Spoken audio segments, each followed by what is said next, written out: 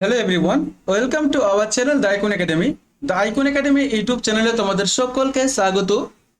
তো আগামীতে কোচবিহার জেলার আইসিডিএস হেল্পার এবং ওয়ার্কার এর ইন্টারভিউ কিন্তু তোমাদের ইতিমধ্যেই কয়েকদিনের মধ্যে কিন্তু শুরু হয়ে যাবে।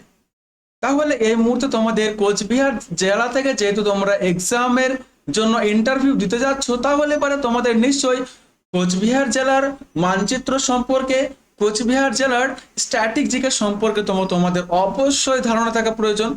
কেননা আইসিডিএস এ এখান থেকে প্রশ্ন করে তোমার লোকাল যে এরিয়া রয়েছে সেখান থেকে তোমাকে বিশেষ করে প্রশ্নগুলো করা হয়।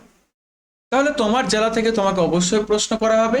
তো এখন কি কি প্রশ্নগুলো তোমাকে করতে পারে সেগুলো আজকে আমরা এই ক্লাসে আলোচনা করব। তার পূর্বে তোমাদের একটা বিশেষ তথ্য আমি প্রদান করছি, তোমরা মনোযোগ সহকারে শুনে নাও। কোচবিহার জেলার আইসিডিএস হেল্পার এবং ওয়ার্কার এর জন্য তোমরা ইন্টারভিউ দিতে যাবে। তো তার জন্য দ্য আইকন একাডেমির পক্ষ থেকে একটা ইবুক পাবলিশ করা হয়েছে। এই ইবুকটি যদি তোমরা নিতে চাও তাহলে পরে তোমাদের এই নাম্বারে কন্ট্যাক্ট করতে হবে।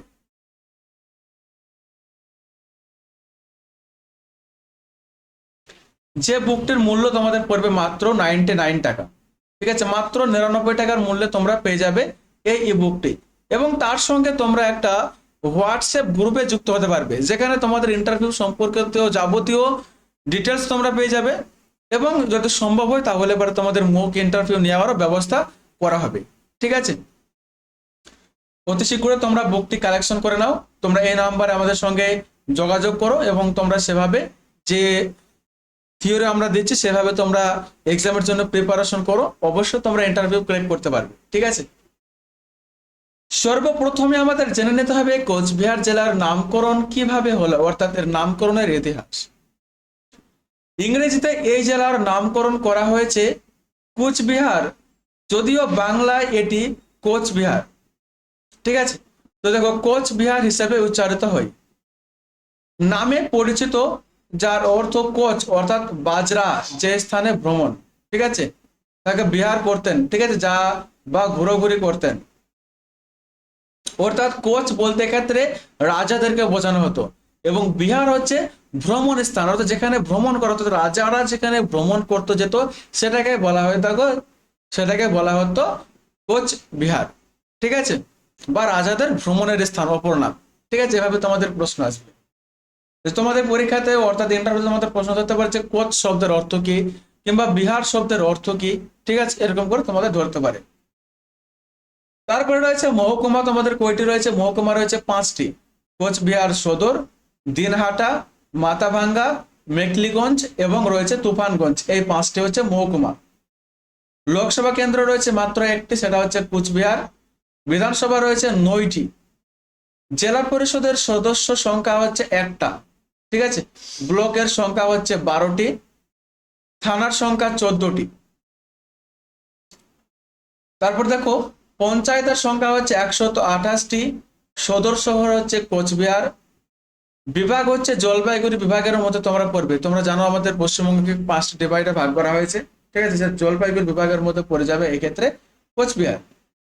শিক্ষার হার হচ্ছে 75.49%। ঠিক আছে, খুবই গুরুত্বপূর্ণ শিক্ষার হার, এটি তোমাদের পরীক্ষা ধরতে পারে।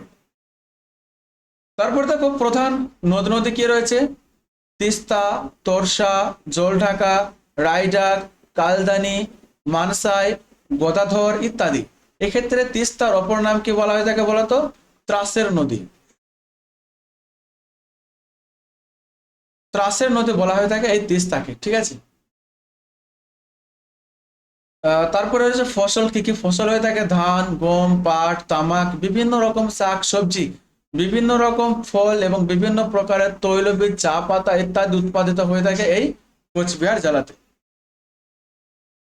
ঠিক আছে, দেখো এই যে গম উৎপাদনে এই জেলা পশ্চিমবঙ্গ রাজ্যের মধ্যে 6ষ্ঠ স্থানে অধিকার করেছে, অর্থাৎ 6তম স্থানে রয়েছে এক্ষেত্রে কোচবিহার চা উৎপাদনে, গম উৎপাদন।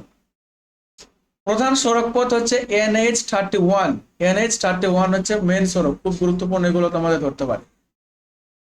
রেলওয়ে স্টেশন হচ্ছে নিউ কোচবিহার রেলওয়ে স্টেশন। বিমানবন্দর হচ্ছে কোচবিহার বিমানবন্দর। বাংলা ভাষা এবং বাংলা ভাষার উপভাষা রাজবংশী ভাষার প্রচলন এই জেলাতে রয়েছে।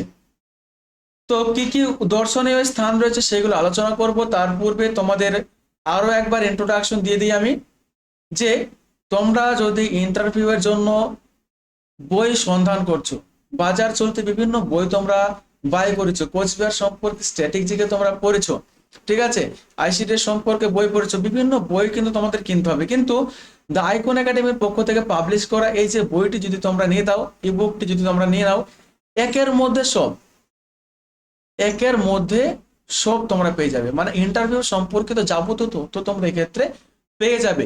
একটিও তথ্য তোমাদের বাইরে পড়তে হবে না, ঠিক আছে, মাত্র 99 টাকায় তোমরা পেয়ে যাচ্ছ। যে মূল্যটা তোমাদের অন্যান্য জায়গাতে লাগছে 300+, সেটি এখানে পেয়ে যাচ্ছ 99, এবং তাদের তুলনায় 100% মান উন্নত এবং ডেভেলপমেন্ট। এবং যে বই পড়ে অনেকজন ইন্টারভিউকে ক্র্যাক করে তারা কিন্তু বর্তমানে চাকরি করছে, ঠিক আছে। তো দেখো, কোচবিহারের প্রধান যে রাজপ্রাসাদ, কোচবিহার জেলার পরিচিতি রাজার জেলা হিসাবে, কোচবিহার জেলার প্রাণ কেন্দ্রই হলো কোচবিহার রাজপ্রাসাদ। মদন মোহন মন্দির 1885 সাল থেকে 1889 সালের মধ্যে নির্মিত মদন মোহন মন্দির। এই মন্দিরের স্থাপনা হয়েছিল মহারাজা নৃপেন্দ্র নারায়ণ, খুবই গুরুত্বপূর্ণ এর সময়কালে। এখানে একই সঙ্গে মদন মোহন, মা কালী, মা তারা এবং মা ভবানী মন্দির অবস্থিত।